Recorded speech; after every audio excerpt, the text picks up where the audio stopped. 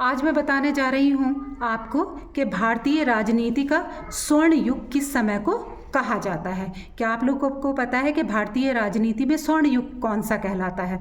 तो कहलाता है आपका 1947 से लेकर के 1964। इसकी पूरी व्याख्या मैं करने जा रही हूँ। आप इसको बहुत ध्यान से पढ़िए क्योंकि हिस्ट्री में भी ये कई बार क्वेश्चन पूछा जाता है। ठीक है, देखिए पूरा लास्ट तक देखिए और बीच में आपको जो है वो बहुत अच्छा लगेगा। जो भी मैं पढ़ाती चली जाऊंगी तो आप इस वीडियो को पूरा का पूरा देखिए, पूरा स्किप मत कीजिए, कहीं भी स्किप मत कीजिए, नहीं तो आपको ये समझ में नहीं आएगा। देखिए मैं शुरू कर रही हूँ। आज हम बात करने वाले हैं एक बेहद महत्वपूर्ण प्रश्न पर।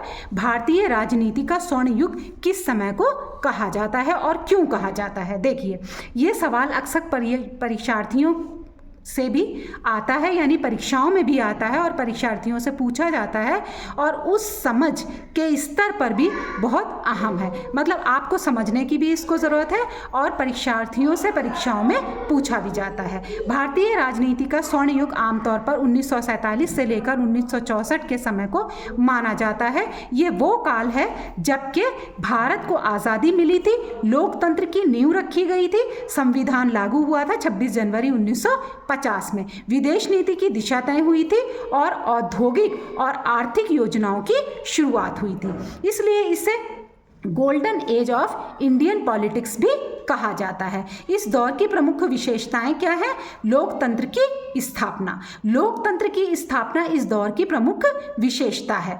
ठीक है, आज़ाद भारत में सार्वभौम लोकतांत्रिक व्यवस्था की शुरुआत की गई थी। लोकतांत्रिक संस्थाओं को मजबूत किया गया था। संविधान का निर्माण और लागू होना, यानी 1950 में संविधान लागू होकर भारत गणतंत्र बना, यानी गणराज्य बना। कानून, अधिकार और कर्तव्यों का निर्धारण हुआ। विदेश नीति और पंचशील सिद्धांत को अपनाया गया। गुटनिरपेक्ष आंदोलन की शुरुआत हुई। ठीक है, पंचशील समझौता शांति, समानता और सम्मान का संदेश दिया गया। आर्थिक और औद्योगिक ढांचा क्या रहा है?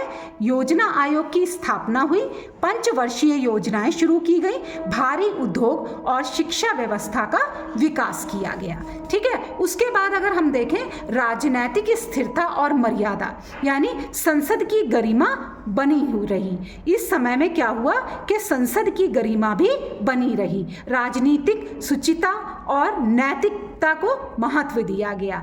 क्या ये सच में स्वर्ण युग था?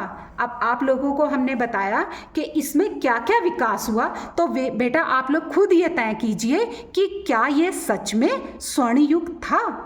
देखिए आगे मैं बताती हूँ कि कई इतिहासकार और विशेषज्ञ इसे स्वर्ण युग मानते हैं, लेकिन कुछ लोग कहते हैं कि ये चुनौतियों से भी भरा हुआ था। जैसे कौन कौन सी चुनौतियां थी, ध्यान रखिए। जैसे आर्थिक समस्याएं, सीमावर्ती तनाव, यानी कश्मीर वाला मसला था, और भी बहुत सारे बॉर्डर को लेके मसले थे, और सुधारों की गति बहुत धीमी थी। ठीक है, इसलिए ये कहना उचित नहीं है कि ये वो काल था जिसमें भारत की राजनीति ने अपनी असली दिशा और पहचान पाई थी। ठीक है, तो 1947 से लेकर 1964 का समय भारत की राजनीति का बुनियादी और स्वर्णिक युग दौर माना जाता है। ये कौन सा दौर माना जाता है? स्वर्णिक दौर माना जाता है। लेकिन अब आप हमें कमेंट में बताइए, क्या ये सचमुच स्वर्णिम युग था या नहीं था?